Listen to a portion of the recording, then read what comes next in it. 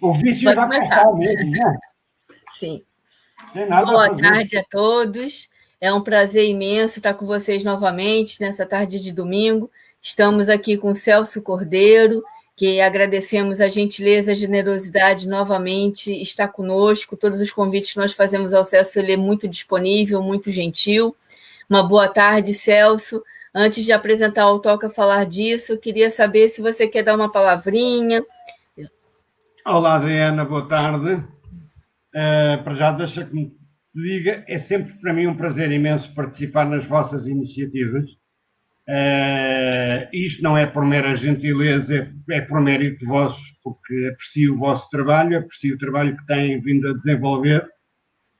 Apesar de eu não ser propriamente a pessoa mais participativa, como tu sabes, em iniciativas de grupo, digamos, não gosto muito dos holofotes, sou um animal um bocado escondido, gosto muito de estar no fundo da sala, mas obviamente não consigo furtar-me às iniciativas da Infinita, porque acho que o trabalho que vocês têm feito tem sido espetacular e merecem todo o apoio dos autores.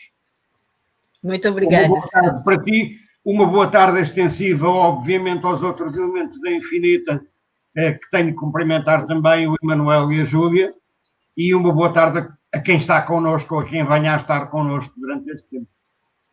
Obrigada, Celso. Boa tarde a todos também. Daqui a pouquinho as pessoas começam a interagir. Eu queria só apresentar o Toca Falar Disso, na verdade, é o blog, que já existe há 10 anos, criado pelo Emanuel, e nesses tempos de pandemia nós resolvemos transformar em lives para que a gente possa dar continuidade ao nosso trabalho de divulgação dos autores e dos livros. Eu vou apresentar o Celso Cordeiro, mas eu acho sempre que é muito mais interessante o autor falar de si, mas uma pequena introdução. Celso Cordeiro, nascido em Matosinhos, em 1956, com formação profissional na área da contabilidade, dedicou grande parte da sua carreira profissional à área comercial, com especial destaque para os setores de automóvel e imobiliário. Desde 1984, passou a viver em Lisboa, por razões pessoais e também profissionais, onde ainda reside. A poesia apareceu na sua adolescência, mas só veio a público em 2011. Desde então, participou em 14 obras coletivas e publicou 3 livros individuais: Sentires por Trás de um Sorriso, Confusão de Letras, Ensaios e Sentidos Poéticos, pela Chiada Editora, e o seu último e mais recente livro, Versos com Reversos, produzidos pela Infinita. Celso, agora apresenta você um pouquinho do Celso Cordeiro, o autor Celso Cordeiro. O autor Celso Cordeiro, o que é que eu posso dizer do autor Celso Cordeiro? É um cidadão comum, como já te disse há pouco, não gosta muito de estar a viver debaixo dos holofotes, sente-se muito mais confortável como um observador atento do que se passa em volta, do que propriamente como protagonista do que quer que seja. Não nasci para ser protagonista. Procuro ter uma vida e uma conduta recatada e o mais discreta possível. É a minha forma de estar. Digamos que já tive as minhas fases de exuberância, se calhar quando tinha 20 anos, se calhar até muitos excessos de exuberância próprios da idade. Como já tenho alguns mais, já passei os 3 vezes 20, digamos que já está implícito algum crescimento, algum amadurecimento, e hoje em dia procuro viver cada vez mais com muita reserva da minha vida privada, muito virado para mim próprio. Mas bem comigo próprio, acima de tudo, que acho que é o fundamental, é viver em paz comigo próprio. Certo. Exato, eu acho que isso é o mais importante. Uma boa tarde para todos que estão nos acompanhando. São 11 horas da manhã no Brasil. Bom dia para todos que estão no Brasil. Boa tarde para o pessoal que está aqui na Europa. Então, vamos começar, então, Celso, as 10 perguntas.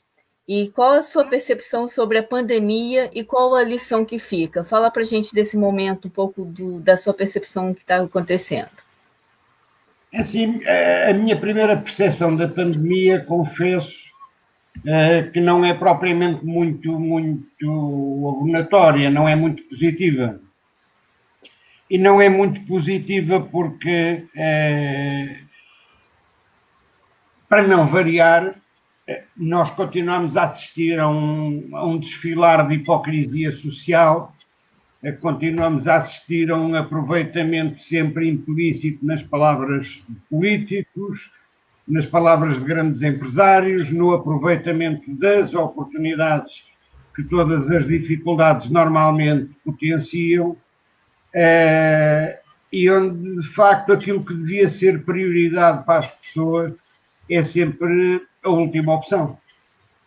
Eu acho que a pandemia devia ser fundamentalmente para todas as pessoas um momento de reflexão profunda, e um momento de reflexão profunda que levasse as pessoas a ter a consciência plena da nossa pequenez neste universo. Porque, de facto, nós somos muito pequenos, somos verdadeiramente insignificantes na grandiosidade deste universo. E as pessoas continuam, de uma forma geral, quase a renegar essa realidade ou a não ter mesmo consciência disso. Vive-se muito virado para os egos, para o lucro rápido, para o politicamente correto, o socialmente correto. É sempre agradável ficar bem visto. Eu acho que, infelizmente, esta pandemia vai deixar marcas profundas, vai deixar algumas pessoas tirarão ilações positivas de tudo isto, algumas pessoas irão aprender alguma coisa com tudo isto, que eu acho que é forçoso que isso aconteça. Penso que, e porque não sou muito otimista nesse aspecto, se calhar essa aprendizagem não é tão grande quanto deveria ser de facto. Certo. E você acha que fica alguma lição para isso? É que o que eu estava a dizer, acho que de facto eu não sou propriamente o mais otimista em relação às pessoas.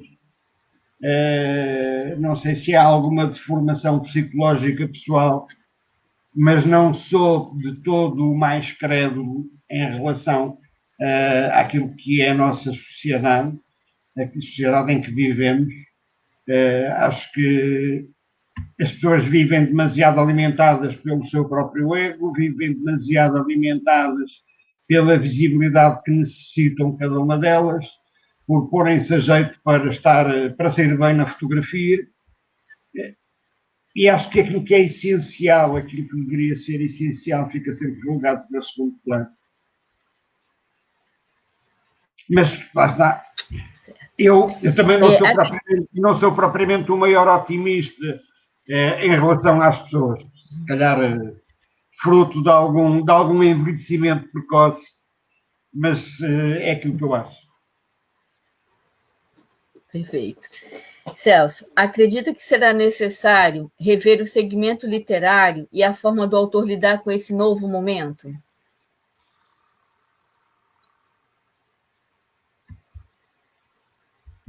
Eu penso que é cada vez mais necessária uma grande criatividade para se conseguir chegar aos leitores e ao público em geral.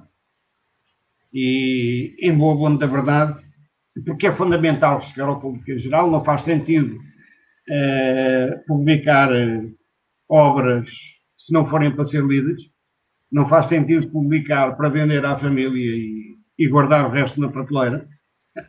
É a minha opinião, como é óbvio, vale o que vale.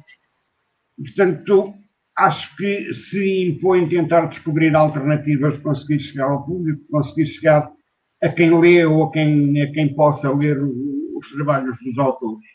E depois lá estarão os leitores para avaliar do mérito ou demérito de cada obra e de cada autor. E aqui não posso deixar de destacar e de louvar o trabalho que a Infinita tem feito, em termos de apoio aos autores e divulgação dos trabalhos dos autores. E penso que, se calhar, isso deveria ser levado como exemplo por grande parte das editoras, para seguirem, se calhar, as mesmas pisadas, para seguir os bons exemplos e para tentarem de uma vez por todas fazer alguma coisa pelos autores, porque eu vou ter que ser crítico novamente e continuo a achar que isto não servirá para toda a gente, né? Obviamente nenhuma crítica é extensível a todo o universo, mas continuo a achar que de uma forma geral uma boa parte das editoras limita o seu trabalho até que a obra sai da gráfica. E quando a obra sai da gráfica, o trabalho acabou. Não há aquilo que deveria ser fundamental, que é o apoio efetivo à divulgação do trabalho dos autores.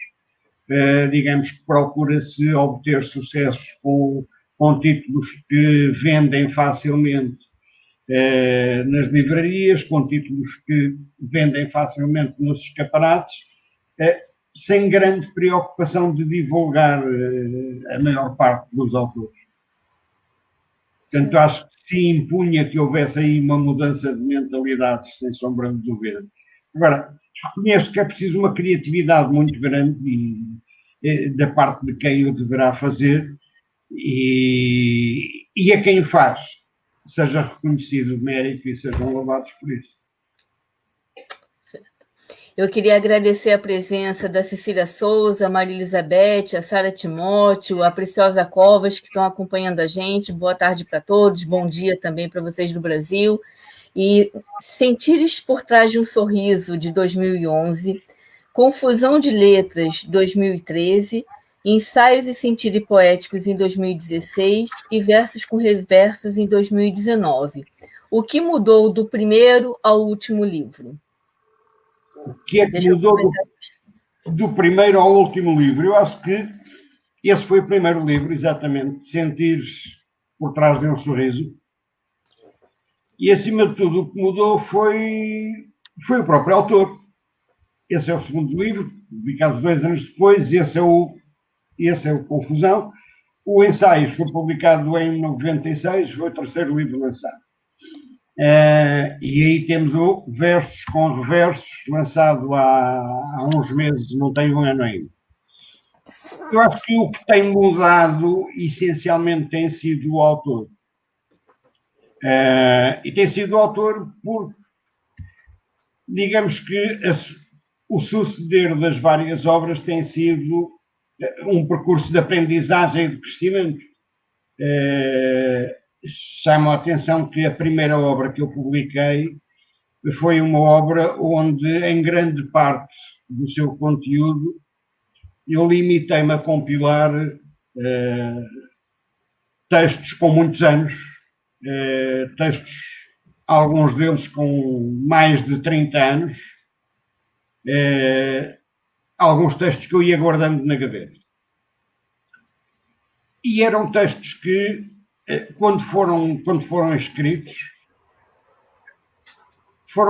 de mim para mim, não foram para ser partilhados de resto com ninguém, como nunca de resto eu fiz, nunca escrevi para partilhar. E esses textos estavam todos guardados numa gaveta sem qualquer tipo de preocupação literária, sem qualquer tipo de preocupação estética. Era um bocado o escrever ao correr da pena. E o primeiro livro, fundamentalmente, é isso. Acho que é extremamente genuíno, o primeiro livro, é extremamente autêntico, mas também, se calhar, diria que algo ingênuo, bastante naif, sem qualquer tipo de pretensão de todo, que não fosse fazer as minhas próprias catarses, porque no fundo a minha escrita passa um bocado por aí, por fazer as minhas catarses, por descarregar no papel aquilo que muitas vezes não é fácil dizer, não é fácil exteriorizar de outra forma, e então acaba por ir para o papel, acaba por ir para a escrita. Nos livros seguintes, obviamente, começou a marcar-se algum cuidado, se calhar.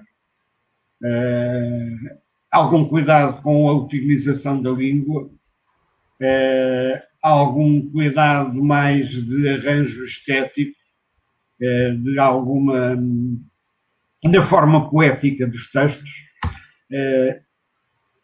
E esse cuidado, obviamente, tem sido aprofundado com maior ou menor sucesso, mas também não estou aqui para avaliar o meu trabalho, como é óbvio. Não serei eu nunca que o irei avaliar, mas quem lê.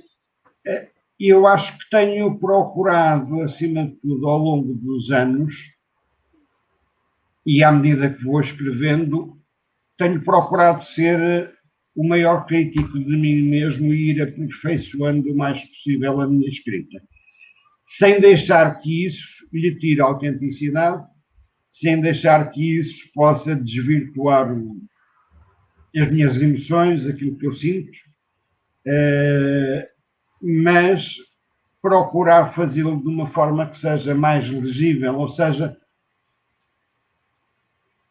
enquanto, de uma forma geral, no primeiro livro, todos os textos nunca foram pensados para serem lidos por ninguém, a partir do primeiro livro eu, de alguma forma, fui tendo a consciência que alguém poderia ler a seguir. E, obviamente, ao ter essa consciência que alguém poderá amanhã ler, começamos a rodear-nos de alguns cuidados e de algum nível de exigência. Se estou no bom caminho ou não, o tempo dirá. Mas, digamos que de alguma forma vou estando satisfeito com o crescimento que tenho feito durante estes anos. Perfeito. Qual o momento que mais lhe marcou e qual a história que gosta de contar? O momento que mais me marcou, obviamente estamos a falar do meu trabalho em termos poéticos, certo? Eu diria que há um momento que para mim é perfeitamente determinante. Aliás, se não fosse esse momento, eu não estaria hoje aqui a conversar contigo, não estaria hoje com 4 livros publicados, nem com, salvo erro, neste momento 17 participações em obras coletivas. Não estaríamos cá, não faria sentido esta nossa conversa. E foi o momento em que eu, pela primeira vez, me permiti abrir a gaveta dos meus textos para alguns amigos. É um facto que os ensaios poéticos, a tentativa de brincar um bocadinho com as palavras, de tentar fazer, de me expressar em verso, de usar a expressão poética como a minha zona de conforto, é evidente, isso vem, sem sombra de dúvida, da minha adolescência, mas foi algo que eu nunca levei de todo a sério e, acima de tudo, foi algo que para mim sempre foi extremamente intimista. Era algo que era uma forma de eu falar comigo próprio, de eu me pacificar muitas vezes, em alguns momentos de alguma inconstância da minha parte, nos momentos de alguns desassossegos, mas sempre tive o cuidado de manter essa parte da minha vida sob a extrema reserva, ou seja, foi sempre algo que eu nunca divulguei. E a primeira vez que eu partilhei com alguns amigos alguns dos meus textos aconteceu exatamente em 2011, pouco antes, uns meses antes de publicar o meu primeiro livro. Um grupo de amigos, que era um grupo de amigos com quem eu privava de muito perto na altura, e com quem eu confidenciei em determinada altura, que de vez em quando me refugiava na escrita, quando precisava de pôr cá para fora as minhas angústias. Houve uma persistência grande desse grupo de amigos, muito especialmente de uma amiga minha desse grupo, para que eu desse a conhecer alguns dos meus textos.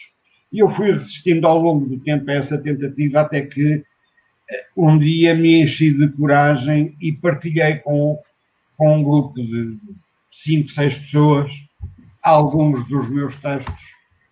E alguns dos meus textos que já tinham muitos anos, alguns dos meus textos que eram dos meus 20 anos ainda. Curiosamente, foi algo que teve um impacto tremendo, e teve um impacto tremendo em mim, para já pela reação dos amigos desse grupo, por um lado, por outro lado, porque o facto de eu ter aberto essa gaveta e de ter partilhado aquilo que eram os meus segredos, entre aspas, permitiu-me nessa altura ter quase que uma aceitação de mim próprio. Ou seja, eu acho que pela primeira vez eu aceitei que os meus próprios textos pudessem ser vistos ou lidos por alguém. Até porque eu próprio tinha imensa dificuldade em termos emocionais em revisitar esses textos, em reler esses textos. Era algo que eu fazia, era algo que eu escrevia, fechava na gaveta e não relia nunca mais. Porque isso me angustiava, porque isso me fazia reviver momentos, me fazia reviver fases de vida. Então eu não voltava àquele compartimento. A gaveta era uma gaveta de sentido único, onde só entravam coisas e não me saía de lá nada. E eu descobri nesse momento de partilha com esses amigos que afinal não vinha mal ao mundo se eu de vez em quando abrisse a gaveta e revisitasse esses momentos e podia fazê-lo com alguma tranquilidade. Portanto, de alguma forma foi um momento de muita pacificação para mim.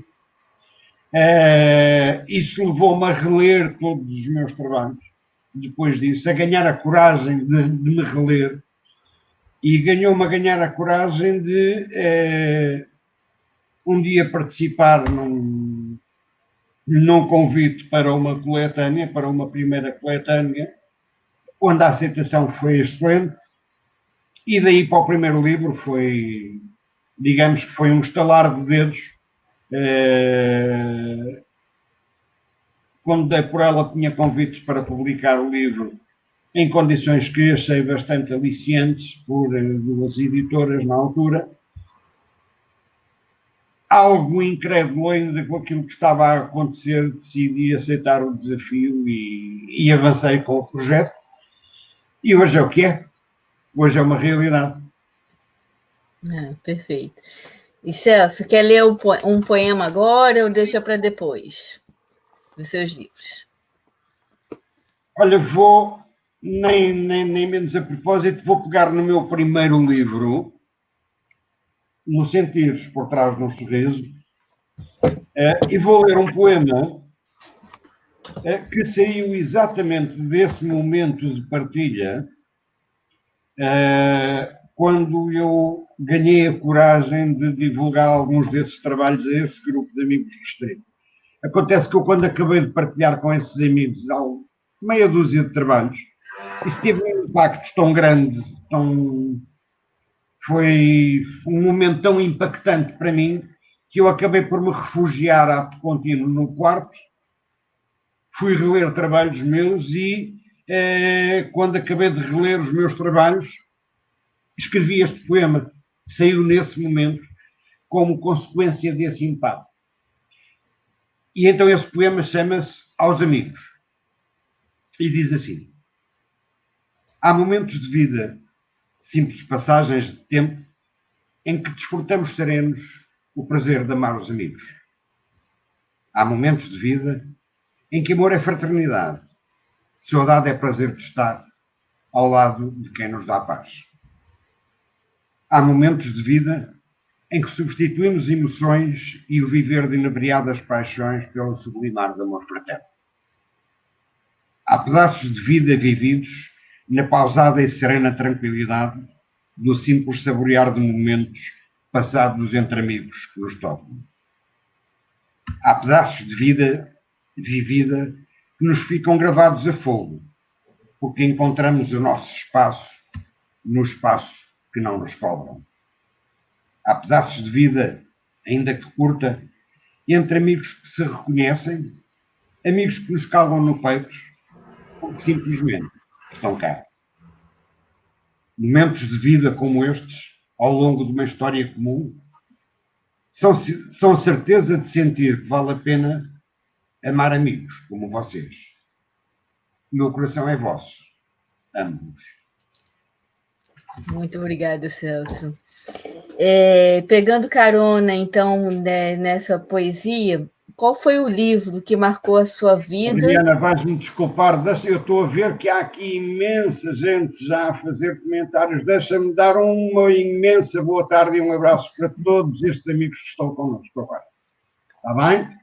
O espaço é seu, fique à vontade. Podes voltar à palavra. Não, é agradecer também a presença de todos, tem o Flávio Lhô, Fernando Lage, Preciosa Covas, Maria Elizabeth, a Eliáside. Depois o Celso interage com vocês, os comentários ficam, a Cecília Souza, os comentários ficam disponíveis na página da Infinita, Celso. Depois você responde a ele se quiser. Com certeza que sim. Uma outra. Então, para a gente dar continuidade. Qual foi o livro que marcou a sua vida e que autor mais admira? Você teve alguma influência nessa sua caminhada para a escrita?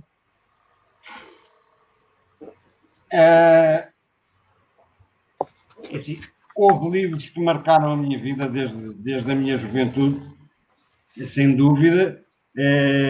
Se houve autores a marcar alguma influência especial na minha caminhada pela escrita, penso que não, sinceramente, estou convencido que não. Houve livros que me marcaram a minha vida que nada têm a ver com a expressão poética, e lembro-me de repente de 2 livros que li, um deles na minha adolescência, que recordo que na altura me marcou de uma forma bastante impactante. Foi um livro de Máximo Gorki, A Mãe. Digamos que é um romance dramático extremamente intenso e que me marcou por essa intensidade. Há um outro livro que li, não propriamente na adolescência, mas ainda na minha juventude, e que me marcou de uma forma impressionante por me mostrar, de alguma maneira, aquilo que a escrita é capaz de fazer, quando se tem, de facto, o dom da escrita. E estamos a falar de um livro de um autor que, se calhar, é desconhecido para a grande parte dos leitores, chama-se Kobo Abe, é um autor japonês, e o livro chama-se A Mulher da Areia. É um livro que eu demorei algum tempo a ler, porque é um livro que não é de digestão fácil. É um livro que tem uma capacidade descritiva tão detalhada, que eu direi que é quase como pintar uma aguarela imensa, e nós vamos lendo o livro, e à medida que vamos lendo o livro, nós vamos vendo paisagens, porque o autor, de facto, tem uma capacidade de descrever os momentos, de descrever o espaço circundante, de tal forma que nos transporta para uma realidade que nos é absolutamente desconhecida. E, de facto, esse livro teve a capacidade de me mostrar, naquela altura, o quanto um bom autor consegue trazer para a escrita. Em termos de influência de autores no meu trabalho, eu digo muito conscientemente que não há nenhum autor especificamente que influencie o meu trabalho. Houve autores que influenciaram, digamos, o meu despertar para a expressão poética, sem dúvida, mas que eu procurei sempre que nenhum deles me influenciasse enquanto estilo de escrita, de forma alguma, até porque seria extremamente pretencioso da minha parte tentar imitar, tentar criar estilos ou coisa do género.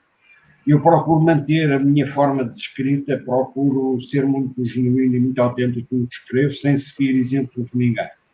No entanto, reconheço que António Nobre, numa primeira fase, e depois Flor Bela Espanca, foram os primeiros grandes autores que me levaram a acordar para aquilo que é a poesia. E que, de certa forma, me fizeram também me fizeram perceber que a poesia, eu poderia encontrar na poesia a forma quase de ter ali o meu confessionário, de poder fazer as minhas catarses, de poder esgrimir lutas mais ou menos intensas com as minhas próprias emoções. Como eu tive sempre alguma dificuldade de partilhar emoções com as outras pessoas, não sou propriamente das pessoas que gosto muito de falar sobre as minhas emoções, sobre o meu íntimo. Então encontrei aí o meu escape, encontrei aí a possibilidade de o poder fazer, então ia falando comigo próprio, ia guerreando com as palavras no meio dos textos que escrevia. E sem dúvida esses dois autores foram aqueles que me fizeram acordar para essa possibilidade. De resto, tenho procurado e procurei sempre desde a juventude, muito embora eu acho que até aos meus 20 anos essa coisa da escrita para mim era uma brincadeira, completamente. Era algo que já dos tempos de escola eu achava que tinha algum virtuosismo, alguma capacidade para brincar com as palavras, mas que não era mais do que isso, não valia mais do que isso, era uma brincadeira, se calhar até entre garotos, entre colegas de escola, e que eu nunca valorizei. Comecei, se calhar, por volta dos 20 anos, a dizer coisas um bocado mais sérias na minha escrita. A deixar de brincar só por brincar e a deixar na minha escrita, mesmo que não a partilhasse, mas a deixar na minha escrita impregnadas emoções e mensagens, às vezes um bocado fortes, sobre mim próprio, sobre momentos que eu vivi muitas vezes, sobre as minhas emoções, mas também sobre a sociedade que me rodeava, sobre toda a conjuntura e o mundo onde estou inserido, como é óbvio. Aprendi a ser algo polémico também, muitas vezes, a deitar cá para fora coisas que nem sempre são pacíficas, não vão à procura de consensos de todos. Eu em termos opinativos, nunca procurei muito ir atrás de consensos, gosto de ter a minha própria opinião, mas tê-la por convicção, não é ter a opinião só porque sim, não é? Eu não gosto que o que quer que seja aconteça só porque sim.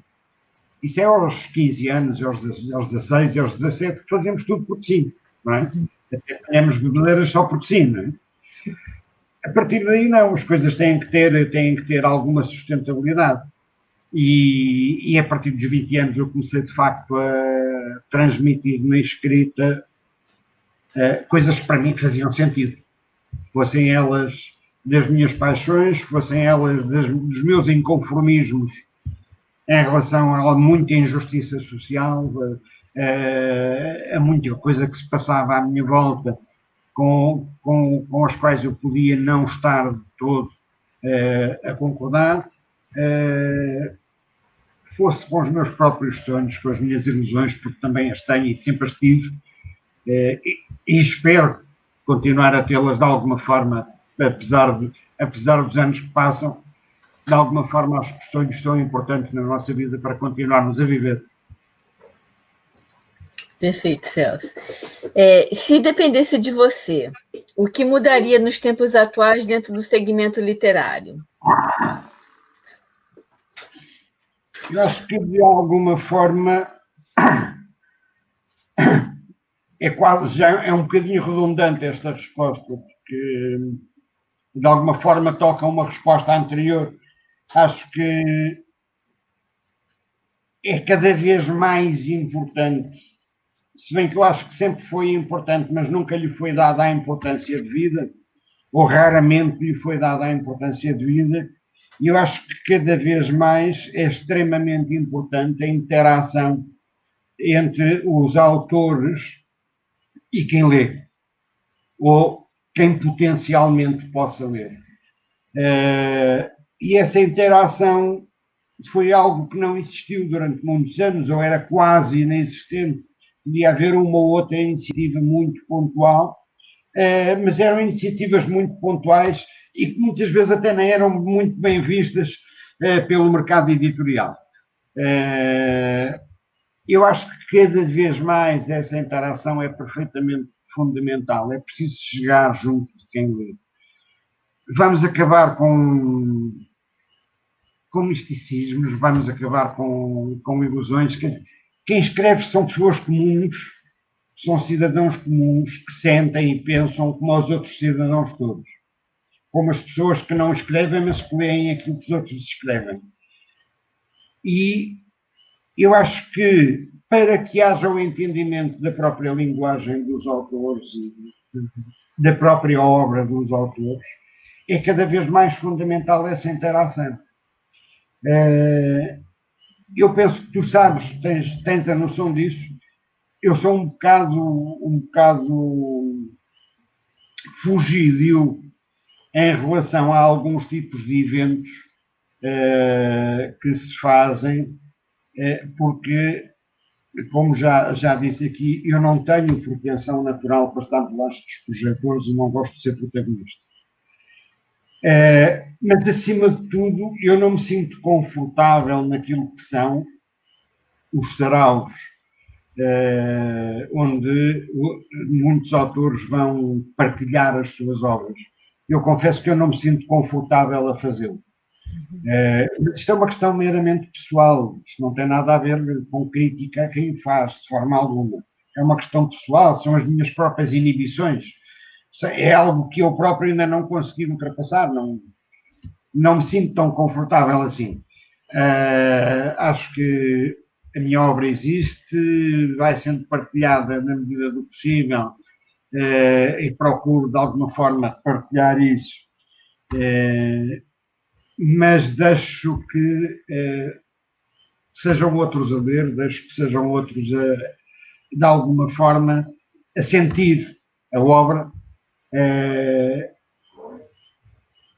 Mas sem dúvida que me sinto muito mais confortável. Se não estou propriamente na minha zona de conforto em saraus, onde tenho que estar a partilhar o meu próprio trabalho, porque isso me deixa com algum constrangimento, sem sombra de dúvida que me sinto muito mais confortável, e acho que esse papel é muito mais importante quando falamos em tertúlios.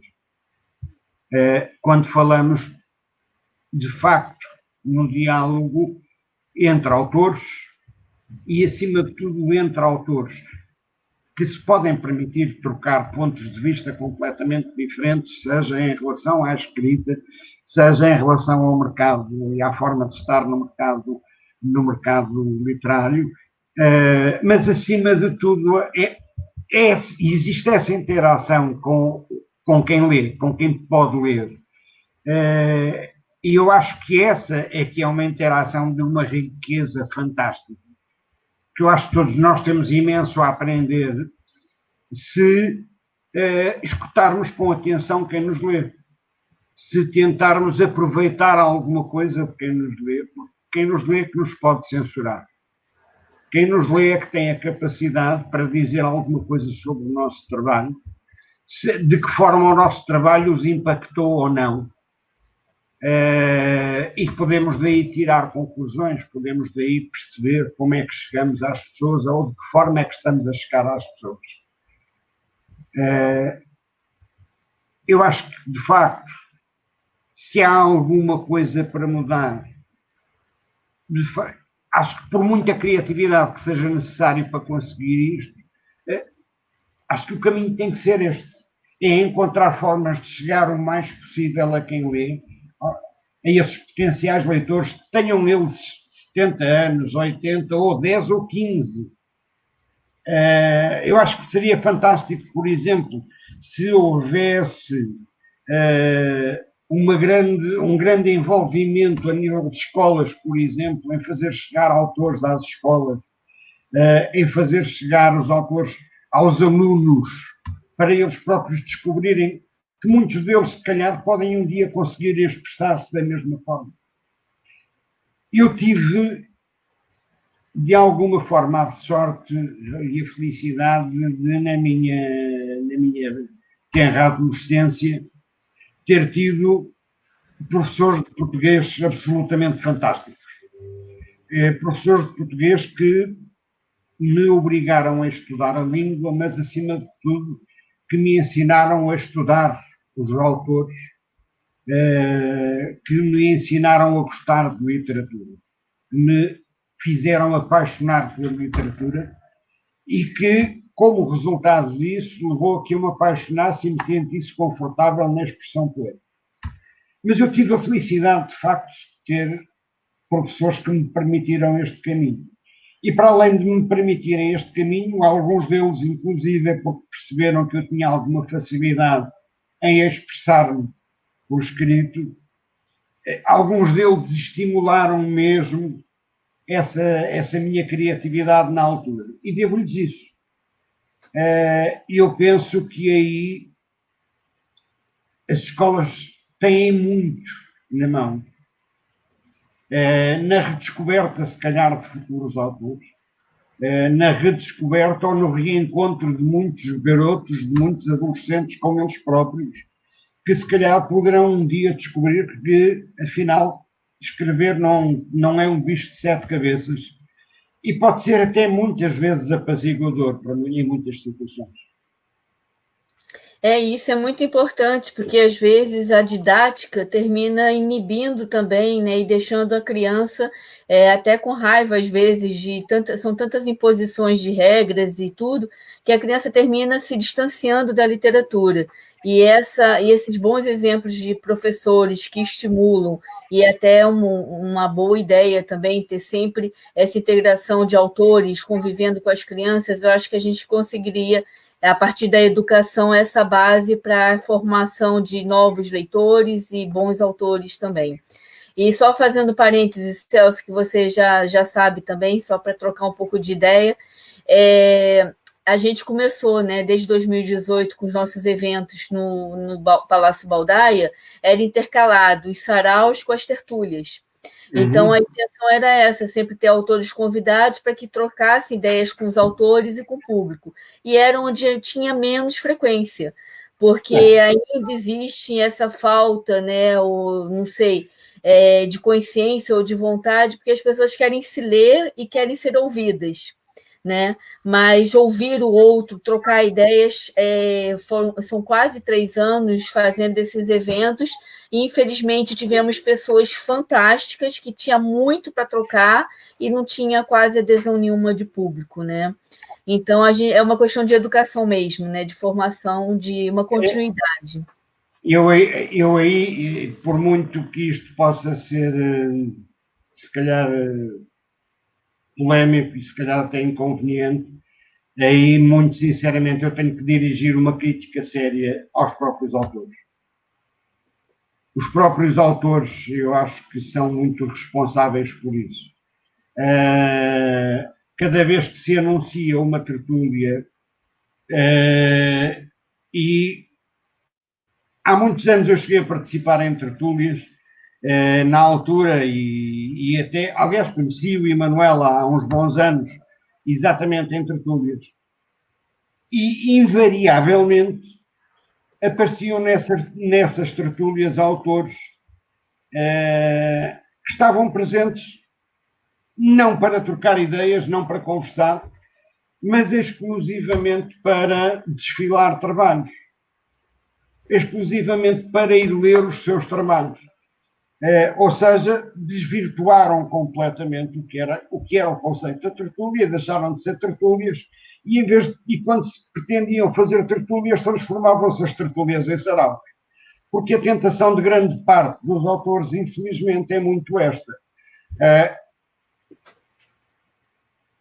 Eu não posso deixar de dizer que nós temos que ter a noção que escrever não pode ser só um passeio de vaidades. Eu não posso só desfilar a minha vaidadezinha pessoal. Eu tenho que tentar fazer um bocado mais do que isso. E a tertúlia não é de todo para desfilar vaidades pessoais, não é para eu ir exibir-me com os meus trabalhos, para eu ir desfilar os meus trabalhos. É para eu me vulnerabilizar, é para eu me fragilizar e estar ali disponível para ser fragilizado pelos outros, por quem me quer questionar, por quem quer falar, por quem me quer pôr em causa. Esse é o verdadeiro desafio da tertúlia.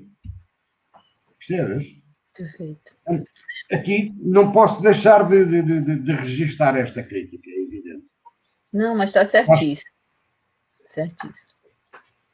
Eu queria agradecer também a presença de todos que estão nos ouvindo, nos acompanhando. O Celso, depois, se quiser dar uma palavrinha também. Eu vou ter que dar depois, vou ter obviamente que comentar estes comentários dos nossos amigos que estão aqui presentes. Já vão sendo bastantes que estão aqui a interagir connosco. É um prazer tê-los a todos cá. Pela parte que me toca, fico francamente feliz por estarem cá. Obviamente que seguramente a Adriana também está, pelo facto de todos estarem presentes. Espero que tenham um bocadinho mais de paciência e que me continuem a ouvir. Por muitos disparates que eu possa dizer ou por muito inconveniente que eu seja. Não, tá maravilhoso e agradecer a presença de todos. E Celso, ou no lado pessoal ou no lado enquanto autor. Eu sei que engloba um pouquinho uma outra pergunta, mas quem é ou o que lhe inspira? Quem e o que me inspira? Eu acho que a resposta a essa pergunta é tão lata, quase tão abstrata, seria quase impossível dar uma resposta sólida e concisa a essa questão. Para já, porque quando falamos em quem, eu tenho que confessar, já muitas pessoas me inspiraram a escrever. Muitas pessoas por aquilo que são enquanto pessoas, pelo seu trajeto, mas também já algumas pessoas me inspiraram a escrever pelas paixões. E na minha obra aparecem algumas paixões pelo caminho, e é óbvio que a minha obra não deixa de ter reflexos de uma forma mais ou menos direta, mas não deixa de ser um reflexo da minha própria caminhada, da minha própria vivência. Portanto, aí houve várias pessoas ao longo da vida, ao longo dos anos, e como já são bastantes anos de caminho, eu direi que ao longo de 40 e tal anos, já muitas pessoas, 40 e tal anos a escrever, não confundo, porque de facto de idade já são 60 e tal, ao longo de 40 e muitos anos a escrever, já foram muitas pessoas que me inspiraram a pôr palavras no papel. Mas acima de tudo também já foram muitos os factos e as circunstâncias que me inspiraram. E inspiram-me circunstâncias muitas vezes de grande desespero, de grande angústia, de grande inconformismo, mas que seria muito difícil dizer o que é que me inspira em exato. Acho que é tudo tão vago, acho que aquilo que me inspira surge a cada momento. São emoções que eu sinto num determinado momento e sabe lá a gente porque é que de repente sente emoções, sabe lá a gente porque é que de vez em quando as emoções que nós não queremos sentir, sentimos, não é? Porque é que elas afloram quando nós as queremos controlar. Mas as emoções são assim mesmo, são autênticas normalmente, são genuínas e de uma forma geral, aquilo que eu escrevo é um reflexo de emoções sempre. Aliás, eu não escrevo de uma forma regular, não sou pessoa de escrever todos os dias. Eu escrevo apenas quando sinto necessidade de deixar gravadas emoções. E eu não controlo as minhas emoções, não sei de onde é que elas aparecem, não escolho momento, nem hora, nem dia, não escolho os lapsos de tempo em que se calhar ando refugiado das emoções ou ando escondido delas, porque também existe, e de vez em quando há travessias no deserto em que nem sequer se escreve, porque queremos fugir das emoções. Digamos que é uma resposta que eu tenho dificuldade em dar, muito sinceramente, porque é tão lata, não há uma resposta concisa. Quer aproveitar e ler mais um poema? Não, está respondido. Quer ler mais um poema para a gente? deixa-me ver aqui. Vou, e porque há bocado vi um trabalho do meu primeiro livro, do Confusão de Letras, vou agora pegar aqui num trabalho do meu segundo livro, de Confusão de Letras, perdão, o primeiro foi Científico por Trás de um Sorriso. Vou agora ler um trabalho do meu segundo livro e que, de resto, curiosamente foi há poucos dias partilhado por um amigo meu na net e fez-me relembrar este trabalho. E, curiosamente, posso dizer que este ensaio poético foi escrito, começou a ser escrito no Areal da Praia. Aliás, eu ainda tenho uma imagem que eu guardei na altura, e os telemóveis com câmara fotográfica têm essa vantagem, as tecnologias hoje permitem-nos isso. Eu gravei em imagem os primeiros versos que escrevi exatamente na areia da praia, na Praia do Lides. E então é um poema que se chama Ouço o Mar. E diz assim: ouço o mar, a serenidade invade-me e transpiro paz. Acabado de chegar do bulício da cidade, repouso na areia da praia e desfruto este marulhar. Olho em frente do mar. Espelha num magnífico azul o sol intenso, ainda quente, ainda bem alto a parar. No vai-vem de cada vaga, vagueia o meu pensamento. Fica serenamente enrolando como na areia enrola o mar. Ouço o mar. E como se renascendo, tudo é serenidade. Obrigada, Celso. Qual o recado? Tem um bocadinho a ver com a minha relação com o mar. Sim. Inclusive, a capa, né, do Ensaios e Sentires Poéticos, você escolheu também essa fotografia do mar. Né? Eu estou intrinsecamente ligado ao mar por nascença. Eu nasci numa terra de mar, nasci numa terra de pescadores, portanto, nasci ligado ao mar. Fui habituado a correr para o mar desde pequeno. Curiosamente, posso confessar que, quando comecei a escrever na minha adolescência, o meu primeiro refúgio e exatamente o sítio para onde eu muitas vezes caminhava para ir escrever era para junto do mar, nas rochas junto ao mar. Enfim, são memórias que nos ficam. Portanto, o mar estará sempre ligado à minha existência. Respira, Marizia. Sei o que é isso. Qual o recado que daria ao Celso Cordeiro se encontrasse com 20 anos? Ui! O Celso Cordeiro com 20 anos era tão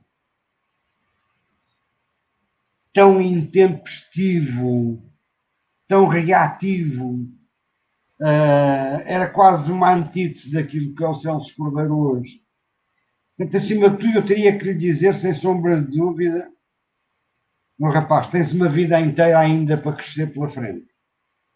Mas, acima de tudo, procura ser sempre autêntico, igual a ti mesmo, e não abdiques dos teus limites. Sem dúvida que seria a minha principal mensagem. E agora, de repente, deixei de ouvir. Está me ouvindo? Agora sim. Sim. Então, e quem é Celso Cordeiro no reflexo do espelho? O reflexo do Celso no espelho, eu diria que é um reflexo muito tenue, mal se vê, quase inexistente. Eu, para já, tenho uma péssima relação com os espelhos, não gosto dos espelhos e raramente me vejo ao espelho, confesso. Mas tentando pegar nesse espelho figurado, eu diria que o Celso Cordeiro é alguém que continua a ser bastante impregnado por emoções, por aquilo que sente, daquilo que vive, mas acima de tudo é alguém que procura ter uma vida extremamente recatada e extremamente discreta. Eu penso que já disse isto no princípio: se estiver numa sala cheia de gente, eu serei, sem sombra de dúvida, acima de tudo, um observador atento que estou lá atrás, metido num canto. O mais possível longe de ser protagonista. Procuro absorver a informação, procuro absorver a aprendizagem, porque continuo a achar que tenho imenso para aprender com as pessoas que estão à minha volta. Eu acho que ao longo da vida tenho aprendido a descobrir o Celso Cordeiro conhecendo primeiro os outros. Quanto mais procuro conhecer as pessoas, mais descubro sobre mim próprio. Eu acho que é interessante nós caminharmos por aí e fazermos este tipo de leitura. Até porque isso leva-nos muitas vezes a questionar o inverso e a fazer-nos questionar-nos a nós próprios antes de questionarmos os outros. Que é uma coisa que raramente as pessoas fazem, é uma coisa que é muito pouco cómodo de fazer, é pôr-nos a nós em causa. Eu procuro pôr-me em causa muitas vezes, mesmo que isso me leve algumas vezes a ficar incomodado comigo próprio. Mas procuro perceber os caminhos que percorro e os terrenos que piso. De resto, o Celso Cordeiro procura ser uma pessoa que vive com bastante serenidade, com bastante tranquilidade, absolutamente longe de estar satisfeito comigo mesmo ou com o meu trajeto de vida ao longo destes 64 anos, consciente de que provavelmente teria feito muita coisa diferente, consciente de que dei muitos passos errados ao longo da vida, consciente de que por vezes enverdei por caminhos que hoje não enverdaria sem sombra de dúvida. Mas tudo isso faz parte da pessoa que eu sou hoje. Se não tivesse feito, se calhar, imensos disparates, se não tivesse trilhado caminhos, se calhar, por vezes incómodos, eu hoje não teria, se calhar, a mesma capacidade para tirar algumas conclusões e para observar as coisas de uma mesma forma. Eu acho que todos nós somos o resultado da nossa vivência. E, de certa forma, devemos continuar a crescer até que um dia acabe o capítulo, não é? Até que um dia se fechem os episódios e se acabe a peça, como diz um dos meus poemas. Sim. Eu tenho um poema que já agora, acho que está no meu último livro, no ensaio, no Versos com Versos, que se chama exatamente Acabe-se a Peça, e que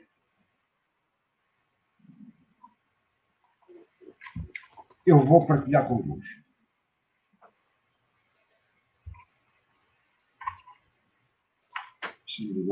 Onde é que ele está?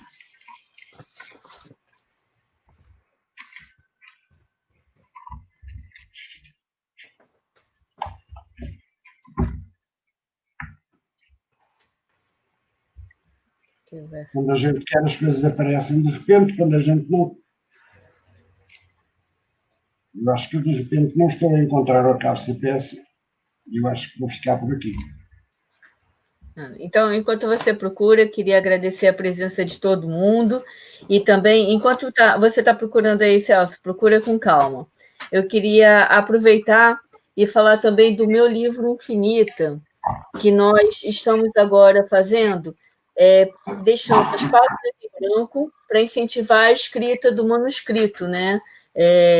O autor escrever e, de repente, fazer aquelas rasuras e fazer todas aquelas alterações, e ter um livro só para isso, com as páginas marcadas.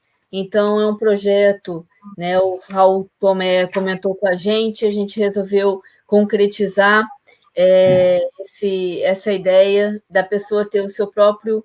A gente escreve sempre em guardanapo, em caderno, e vai deixando espalhado por aí, e o meu livro Infinita, ele tem as páginas, tem toda a numeração, o espaço para índice, então, para incentivar o autor a inspiração e a criatividade também. Então, quem quiser, O meu livro de Infinita está disponível, é só entrar em contato por e-mails.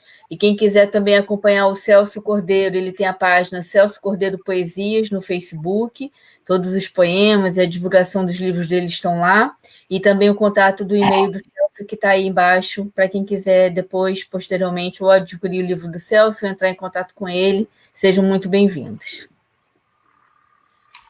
Eu vou então, se me dás licença, partilhar o acabo da peça.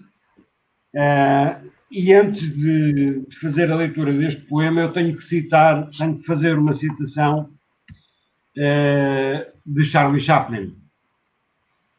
E Charlie Chaplin disse um dia: a vida é uma peça de teatro que não permite ensaios. E de alguma forma esta citação de Charlie Chaplin dá algum entendimento para aquilo que eu escrevi neste acabo da peça. E então diz assim: perco-me entre pontos de interrogação a procurar decifrar um monólogo tão repleto de reticências, onde sou a personagem e também a única audiência. Fui na vida péssimo ator e uma negação no improviso. Nunca soube pisar um palco, nem estar debaixo das luzes. Sou irreverente demais para poder ser ensaiado. E como ator, um selvagem para qualquer encenador. Vou apanhar a audiência. Fechem o pano de cena e apaguem as luzes. Acabe-se a peça. Muito bom. Este é o poema que encerra o meu livro Versos com Reversos. E a que chamei Pós-Fácil. Perfeito. E só para finalizar, a gente vai chegar até a última pergunta. Agradecer também a presença do Manuel Barqueiro, do Flávio Loa, da Sara Timóteo, da Verônica Oliveira, todos vocês, a Manuela Diniz, muito obrigada. São pessoas assim que a gente troca, né, tem um convívio e que estão nos acompanhando nesses tempos. Então, muito obrigada a presença de todos, pelo carinho também com o Celso, pela gentileza de vocês estarem nos acompanhando. E, Celso, depois de você mandar sua mensagem, fazer seus agradecimentos, qual é a pergunta que gostaria que lhe fizesse e como responderia?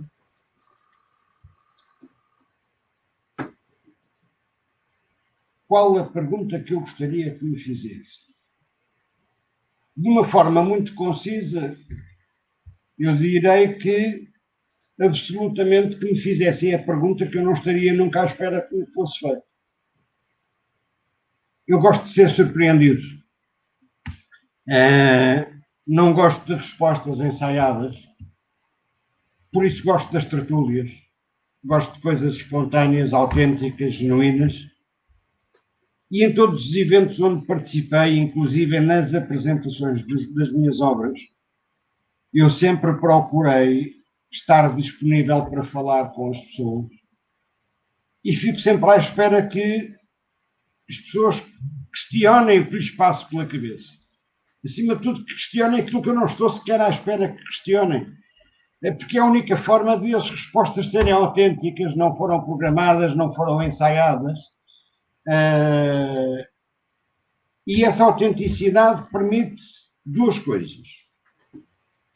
Para quem não me conhece, permite oferecer espontaneidade. E ao oferecer espontaneidade, estou a oferecer autenticidade acima de tudo. Para quem me conhece e já me ouviu 1, 2, 10 vezes, permite oferecer outra coisa. É a oportunidade de me questionar, a oportunidade de pôr em causa e de evidenciar as minhas próprias coerências ou incoerências. Porque se eu não estiver à espera da pergunta, obviamente eu vou ter que responder naquele momento sem ensaiar a resposta, não vou ter tempo para ir aos arquivos, para ir ver o que é que já respondi há 2 anos atrás ou há 3 anos atrás sobre a mesma coisa. Portanto, obviamente vou ficar exposto das duas uma, ou mantenho alguma coerência na minha linha de pensamento e alguma coerência na minha forma de estar na vida, ou então vai ficar exposto ao lado pior de mim, das incoerências, não é? Portanto, a pergunta que eu mais gostaria que me fizessem, eu diria que será mesmo aquela que me ponha mais em causa. Eu gosto de ser colocado em causa. Então, está ótimo. Vamos preparar uma tertúlia brevemente, quem sabe virtual, né? Vamos ver se a gente consegue fazer uma tertúlia virtual e criar essa troca. Até uma sugestão, a gente já tem o nosso sarau virtual lá no Palácio Baldaia, que todos os domingos, às 18 horas, é publicado o vídeo de 3 autores lendo poemas. E a gente pode também pensar no caso de uma tertúlia, né? Vamos ver. Então, olha, da minha parte, só tenho que te agradecer, Celso, por todo o apoio, toda a sua força, toda a generosidade, por estar sempre junto com a gente. E a todos vocês. Não tens que agradecer, Adriana. Eu estou convosco e vocês têm estado sempre espetacularmente ao meu lado e ao lado do meu trabalho. Portanto, o agradecimento seria recíproco. Vamos desfazer-nos aqui os dois em agradecimentos. Não vale a pena. Vocês então, são fantásticos e o meu obrigado por isso. Então, muito obrigada também a todo mundo que nos acompanha. Se quiser deixar uma mensagem, um recado para a gente finalizar. Acima de tudo, tenho que agradecer a todas as pessoas que têm estado aqui connosco, que têm estado aqui a acompanhar-nos. À Maria Elizabeth Oliveira, ao Arton Rodrigues, à Cecília, um beijinho, Cecília, à Verónica Oliveira, à Sara Timóteo, um beijinho também para a Sara, à Maria Elizabeth, à Preciosa Covas, ao Manel Machado, um grande abraço, Manel, à Manela Diniz, um abraço também para ela, enfim, temos aqui uma série de gente que nos tem estado, ao Eliazide, há uma série de gente que tem estado aqui a acompanhar-nos com alguma atenção, um abraço e um obrigado de coração para vocês que têm estado aqui. Espero que não tenham ficado muito mal impressionados com a minha presença, que não vos leve a questionar muito, que tenha sido um momento, enfim, de alguma descontração e aprazível para todos. Para mim foi descontraído, é ótimo estar aqui a conversar com a Adriana, sem sombra de dúvida, e espero que tenham gostado de me ouvir. A minha mensagem, eu direi que tentem levar a vida como um poema. Façam da vida um poema e poemem-se pela vida fora. Sabe bem fazer da vida um poema. Muita poesia para todos nós. E um bem-aja imenso. Gratidão, Celso. Muito obrigada. Em nome da Infinito, um abraço, Manuel, da Júlia. Obrigada a todos vocês. O vídeo vai ficar disponível no YouTube porque vale a pena rever e ver novamente tudo isso que o Celso falou, porque foi um grande aprendizado e também aquece um pouco a alma. Obrigada, Celso. Olha, esqueci-me, desculpa, falhou-me. Um abraço grande também daqui para o Flávio, que eu vi que já cá esteve também. O Flávio olhou. Está ótimo, obrigada. Fiquem bem. Obrigada.